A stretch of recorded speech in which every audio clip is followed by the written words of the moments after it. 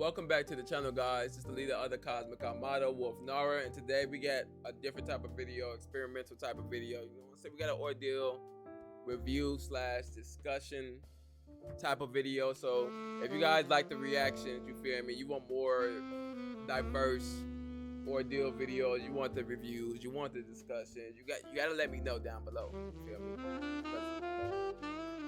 Hey, I'll be streaming on Twitch. I'll be busy, man. You feel me? I got a million of things I gotta do. You feel me? So if you let me know, I'll fit it into the schedule. You feel me? Because hey, I love talking ordeal, but we here with it. You know what I'm saying? I got my gang with me. You feel me? I got the Armada with me. You feel me? Hey, man.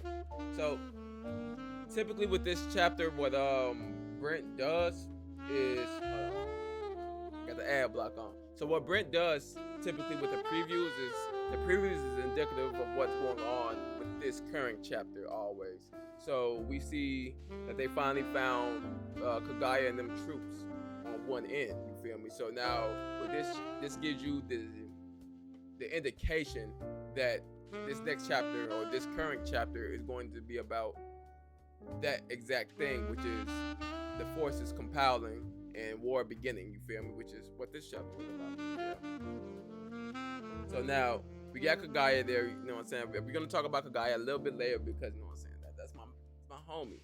So now we have them strategizing. Okay, we have the strategy. All right. So we know that Kagaya troops is on their way there. The location of the box has been compromised. They were successful in getting the information from the Prime Minister, as we've seen, about 10-15 chapters ago. So now they're conversing on that location. So with the troops, what they're going to do basically is divide and conquer. They're going to try to sandwich them in so that way there's no means of escape whatsoever. You have them heading west towards, let's say, the middle of the field. They're heading west, you feel me? And the box is west. So now you have the troops that's going to handle the main cavalry, the main forces of the villains, you feel me? They're going to be heading west. You have the wolf pack, you feel me? Hey, man, the wolf pack is still a fire name, bro. Hey, wolphnara, the wolf pack. Hey, man, that if you don't know, that actually used to be the name of the community before I changed it to the Cosmic Armada, was the wolf pack, you feel me? But it sounded too generic to me. But hey, the wolf cubs, they said, hey, y'all coming with us. So you have Anton, you have Tevin, and you have Andrea, you feel me? However, when he said someone needs to cut off their escape, that's just as important. You have Andrea actually being the one to volunteer to take care of that portion of the mission, because although Tevin and Andrea offered to take care of that part of the mission. So although Tevin and Anton is heading west, and it would have been Andrea if she didn't offer, Andrea knows that this part is really important, so she feel like she has to do it herself. And we get that throughout the story, that Andrea low-key takes on the harder jobs herself. So like, for example, in the scene where they fight, she could have left, kind of let it outside, or she could have actually went towards the Prime Minister, who was getting kidnapped by, I can't think of her name, the Spider Girl. But she chose to stay with Shay because the only person who can actually deal with the heat is her. So it'd have been right to stay with Shay, but also being able to keep Shay in check to the point where he knows not to, fry everybody inside of the building with letting his power out. And that's probably one of the hardest jobs that was being done there, you feel me? So she takes on another solo job by herself. We get to see Andrea alone, and she fights the guy who soloed out Sabito into a pocket dimension, Mr. Buddhist, you feel me? And so with Mr. Buddhist, it seems that he's some sort of a weapon master. Well, we know with the Buddhists, they are regarded for not only their mental fortitude, but their physical aptitude as well. They're able to take blunt force hits that most people can't take. You feel me? They're more flexible than most people. And the fact that we got him being the one to pretty much stop Andrea from being able to do her job, because whoever wins this bout is basically going to be the one whose troops are allowed to win or to live, in essence. Because whether it's Val's forces or the Cold Force, having the exit on the opposite end of the battlefield would probably be the best course of action. One is less troops being stationed there, 2, everyone's able to gather the injured and not have to hassle and leave people behind. Now you still have more soldiers, you feel me? And 3, there's no big wigs over there. So it's literally the smallest chance of something bad is happening at the furthest location from the battlefield. You feel me? Now I really enjoy that part. I want to see in this specific part. I need to see Andrea get now giddy. You feel me? I feel like in this situation, now giddy should be able to get controlled by Andrea, or at least understand that if he wants the body, then he can't just forcibly take it. He has to work together with her. It's kind of like how her relationship with Muamasa is. That they kind of work together a lot. You feel me? It's not just her just cutting stuff. Muamasa loves to cut, so his personality is working in tandem with Andrea's personality, which allows her to wield the weapon, which allows her talent to cultivate or to bloom. You feel me? And allow her to be able to use that talent. You feel me? And so with now Giddy, his talent is pretty much to enhance the talent of those that he possesses, or in this case that he chooses to work with. And so if he enhances a weapons master talent, it can't really make someone who's able to master any weapon they touch instantly any better. So maybe it increases the output of the possessed objects. You feel me? So now Muamasa cutting power is that more powerful or that much bigger. And then you have the axe, their AoE damage is that much stronger. You have the dagger, she's just that much faster.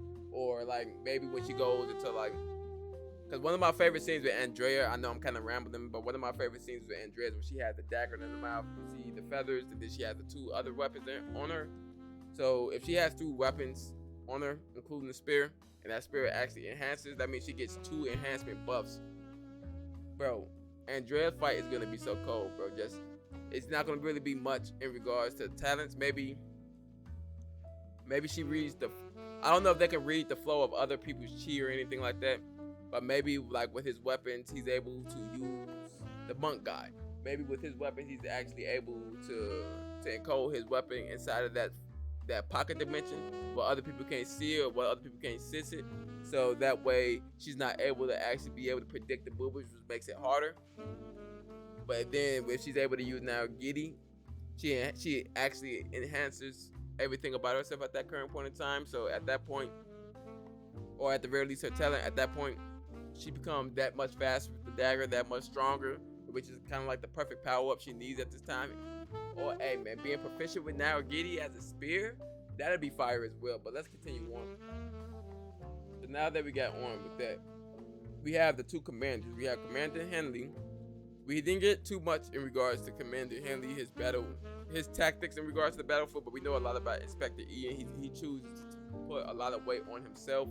He has that George Washington theology where it's, I have to be on the battlefield with my troops. And so that's one thing I do respect by Ian. If Henley gets taken out, it'd be sad. But if Commander Ian takes the troop, I feel like he'll be kind of picking up the pieces, in which Ian is really good at. So I'm glad that he's second in command instead of first in command, because I believe in Ian because I've seen more from Ian.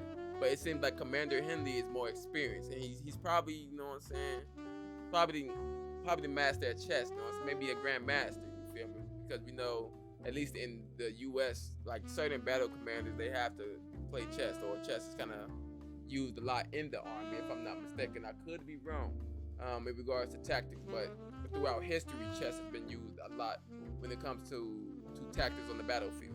So, hey man, maybe my man's in regards to strategy is like a grandmaster.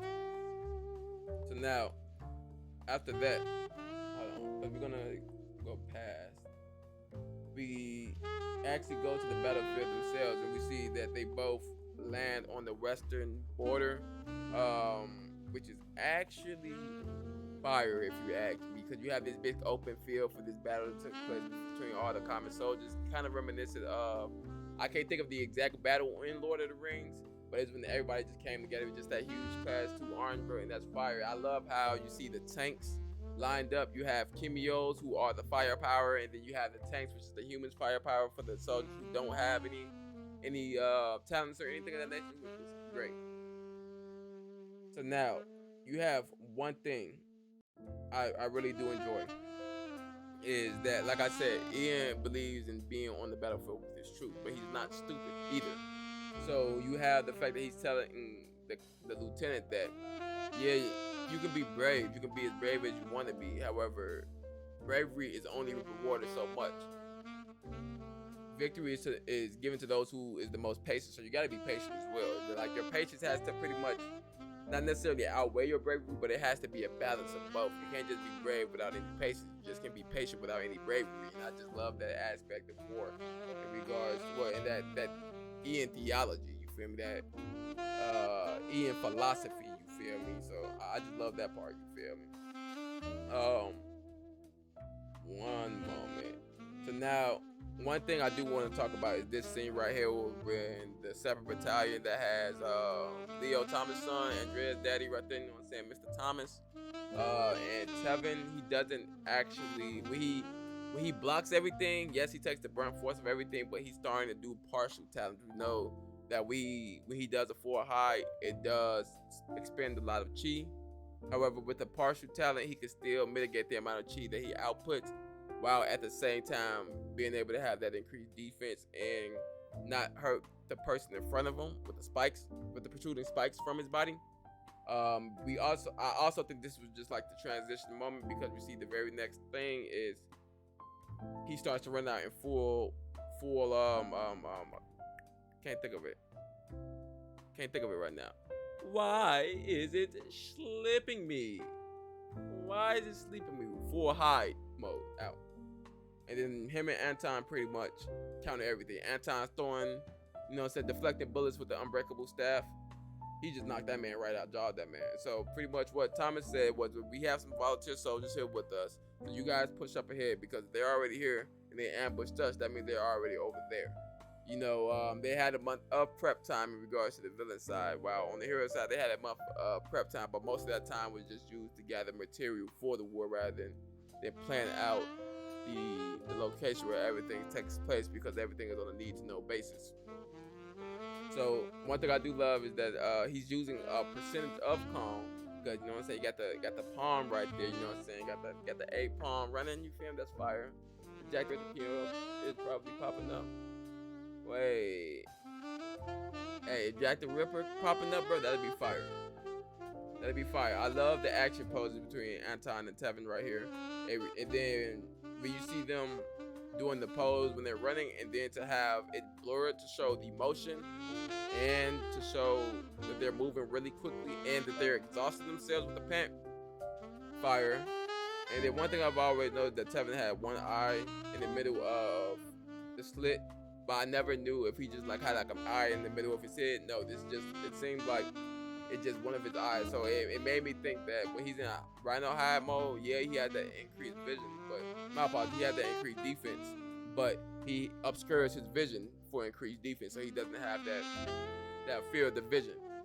So yeah, most of the time when he gets histalized, because he can't actually see what's going on. And I want to talk about this. I don't see Tevin and Anton being the one to put down Kagaya right now. We know that Anton is stronger than Tevin.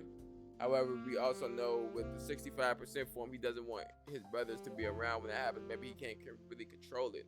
We know Kong is, he actually, you know what I'm saying, he loves Anton. That's his brother, bro. So Kong is going to try his best to control the output, but maybe it's something else. Like, he can't control whether they get hit with the unbreakable staff or not. You feel me? Because we know when he does a clone, Kong becomes the clone itself. That clone damages Kong's damage. So I feel like Kagaya, yeah, he got flexed by Sabito, but Sabito was the 4th god tier right after the 3 great Kimio talents. But with Kagaya, I think with them, at the very least, they progressed enough where we're going to see Kagaya's black mask and what it does. But I think that black mask may just be too powerful for them. You have this aspect where Andrea in the chapter is telling Shay to hurry up and arrive to them, meaning to Tevin and Anton. At least that's what I surmise. So if Shay Flame has some sort of healing property where he can't necessarily give them chi or anything to heal them. That'd be fine if he can give his brothers chi, because that'll allow his flame to actually help protect them. But to just heal their physical wounds would be fire as well. And to see that not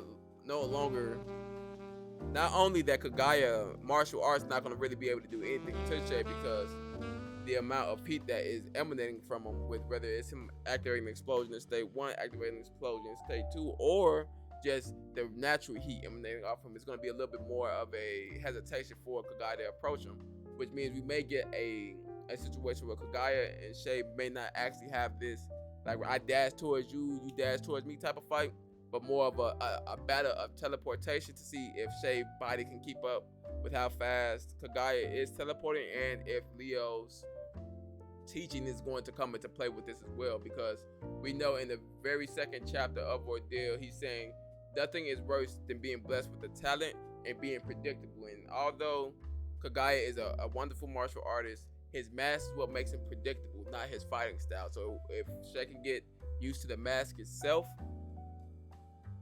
then that'd be fire. Is Kagaya ranked Kimio? Yeah, Kagaya, if I'm not mistaken, he's ranked 105. Andrea at the time was ranked 147. So Kagaya was the missing rank 105, if I'm not mistaken. I could be wrong though.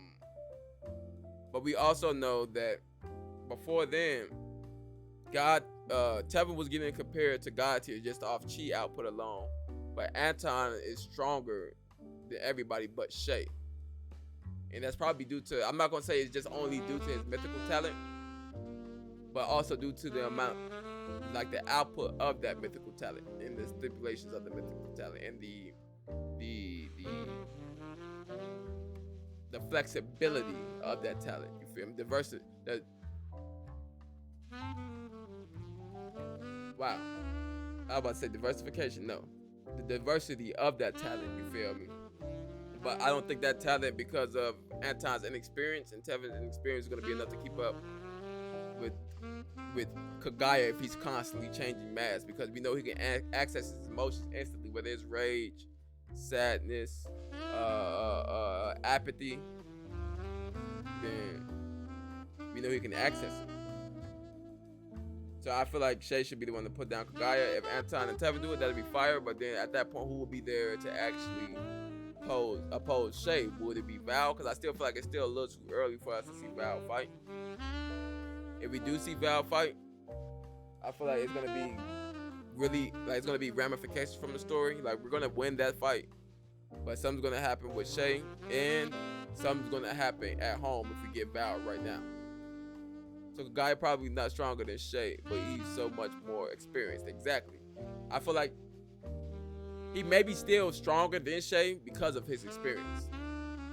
But like just raw chi output, Shay's damn near one of the strongest people out there just because of raw chi output, if you're just using that. Tevin is too. Like chi output alone, he's comparable to the God tier. But experience is where everything matters in regards to the combat system in Ordeal as well, which is fire. Because if you notice, even when Leo was fighting Azam, he never activated Ilios. So he didn't even need Ilios to keep up with Azam because Azam was so predictable. And I feel like that's going to be the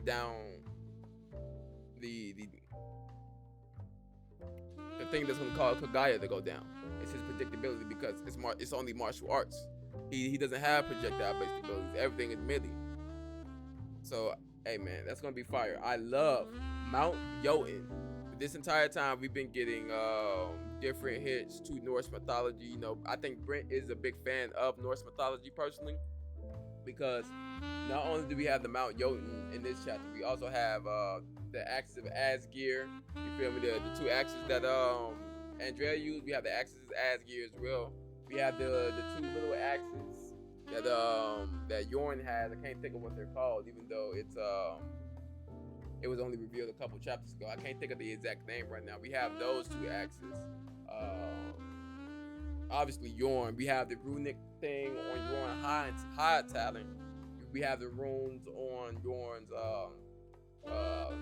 assistant or carrier, or you know what I'm saying, chaperone or parent, whichever one, because she said she was the mother figure to Yorn. So we got the Norse mythology, and we know with Norse mythology, Ragnarok is supposed to come. You feel me? And there's a ton of links to Norse mythology. So I don't think this is the essential start of Ragnarok, because if this is, someone has to be Balder.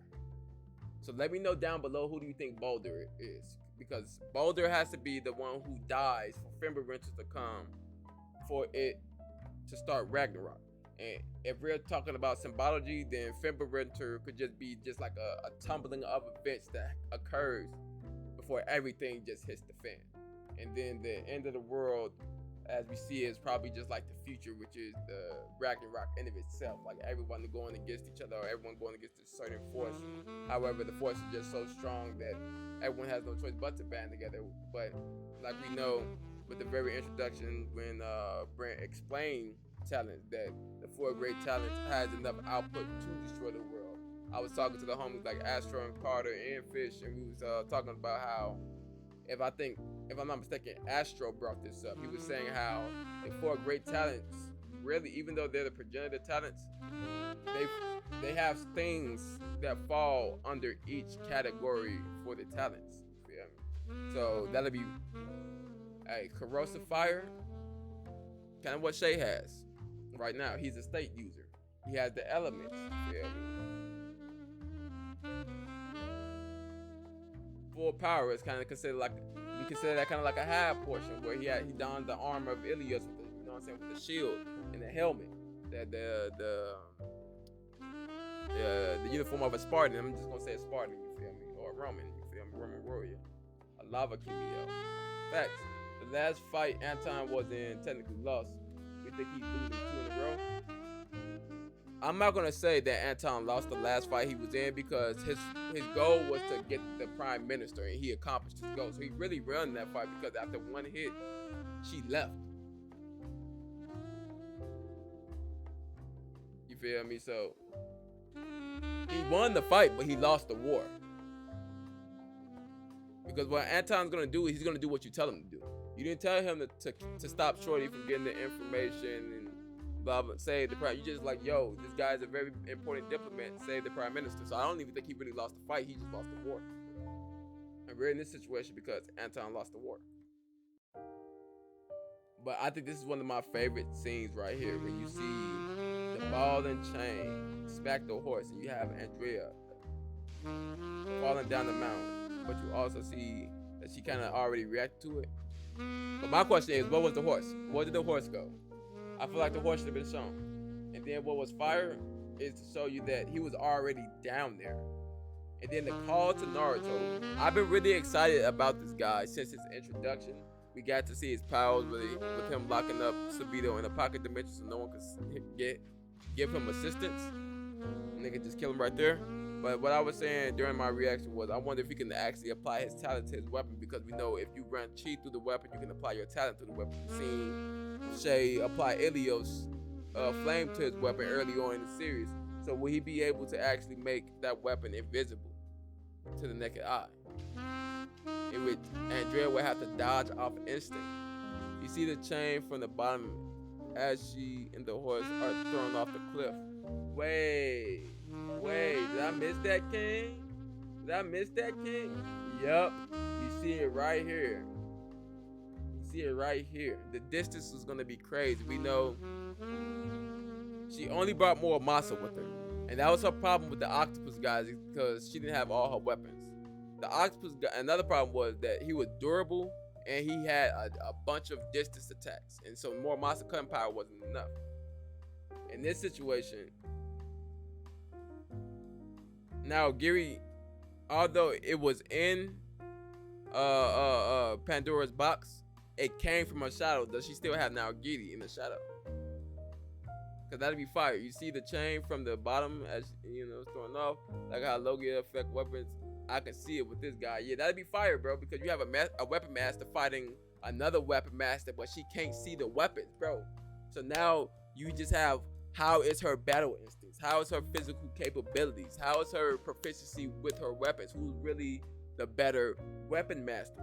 You feel me? Because yeah, her talent is based off weapon, but everything comes from experience with these battles. And from what we've seen, we know that having the high ground, even in Sun Tzu's Art of War, we know that he wants you to rain arrows down upon your enemies, you feel me? So raining them down from the high ground, you feel me? This man had the literal disadvantage location wise, but he changed that disadvantage to his advantage with the element of surprise. Bro, that is fire, bro. That's fire, bro. I'm not gonna lie to you, that is fire. And just to see him, bro, that's fire. But anyway, that's all I got for this review. I can't wait to see what happens next chapter. Are we gonna go over to Shay? Are we gonna get some more Tevin and Anton action? Are we gonna, you know what I'm saying, go with Mr. Buddhist guy? Anyway, if you want more reviews / discussions for Ordeal, let me know down below. Be like, hey man, we need more. You know what I'm saying? Brent's finest. Like, comment, subscribe. Do the YouTube thingy. I can't grow without you guys. You feel me? So do the YouTube thingy. Like, comment, subscribe, share with a friend.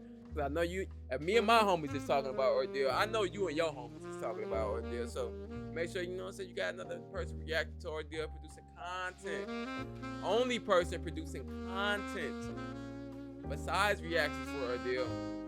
You can get them here when, hey man, every week, man. All you gotta do is subscribe, enable that bell, like the video to get me out there to more people. Comment down below. It's not hard. It's not hard.